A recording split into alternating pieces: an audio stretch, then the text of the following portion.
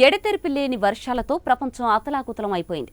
నల్లటి మబ్బులు, భయంకరమైన గాలులు, భారీ తుఫాన్లు, పెద్ద పెద్ద వడగండ్ల వానలు ఇలా ప్రజలను భయభ్రాంతులకు గురిచేస్తోంది.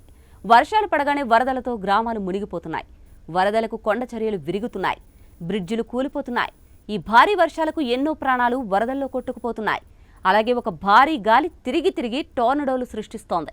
ఈ రైజింగ్ టెంపరేచర్స్ వల్ల సూపర్ సెల్స్ థండర్ స్టార్మ్స్ పెరుగుతున్నాయి. సూపర్ సెల్ థండర్ స్టార్మ్ అంటే ఒక రకమైన భయంకరమైన తుఫాన్. ఇందులో గాలి పైకి బలంగా ఎగురుతూ తిరుగుతూ ఉంటుంది. భూమి దగ్గర వెచ్చని తేమతో నిండిన గాలి ఉంటుంది. అది పైకి వేగంగా ఎగిరిపోతుంది. పైన చల్లని గాలి ఉండడం వల్ల అస్థిరత్వం వస్తుంది. దీనికి తోడు బలమైన గాలులు ఉంటే ఆ గాలి తిరిగి మెసోసైక్లోన్ అనే రొటేటింగ్ అప్డ్రాఫ్ట్ ఏర్పడుతుంది. ఇది గంటల తరబడి కొనసాగుతూ ఉంటుంది. పెద్ద వడగండ్లు, భారీ వర్షం, బలమైన గాలులు, టోర్నడోలు సృష్టిస్తుంది. సాధారణ తుఫాన్ల కంటే ఇవి చాలా శక్తివంతమైనవి. ఎక్కువగా నష్టం చేస్తాయి. అమెరికాలో సెంట్రల్ యునైటెడ్ స్టేట్స్లో ఈ సూపర్ సెల్ థండర్ స్టార్మ్స్ సాధారణమే. Canada, Europe, southern Brazil, eastern China, South Africa, Australia, bay of Bengal ప్రాంతాల్లో కూడా వస్తూ ఉంటాయి. ఇటు బే ఆఫ్ బెంగాల్ ప్రాంతంలో ఎప్పుడో ఒకసారి జరుగుతాయి. ఉదాహరణకైతే 2003 మార్చి 12న వెస్ట్ బెంగాల్, ఒడిశాలో ఒక సూపర్ సెల్ తుఫాన్ వచ్చింది. హూగ్లీ జిల్లాలో 4,10,000 మంది, బంకురా జిల్లాలో 1,99,000 మంది దీనికి ప్రభావితమయ్యారు.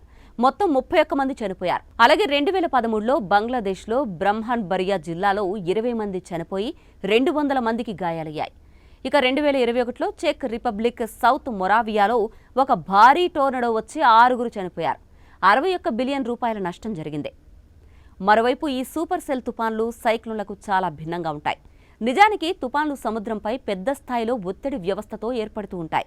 అవి వేల కిలోమీటర్లు వ్యాపిస్తాయి. రోజులు తరబడి కొనసాగుతూ ఉంటాయి. కానీ సూపర్ సెల్ తుఫానులు గాలి ఇన్స్టబిలిటీ వల్ల ఏర్పడుతూ ఉంటాయి.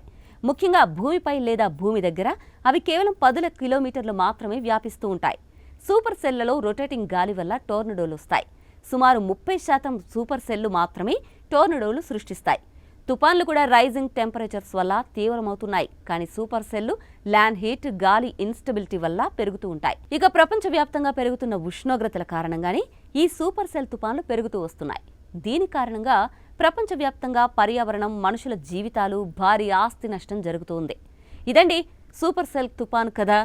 మీకు నచ్చిందా? అయితే మీ అభిప్రాయాన్ని కామెంట్ సెక్షన్లో కామెంట్ చేయండి. This is Aruna signing off.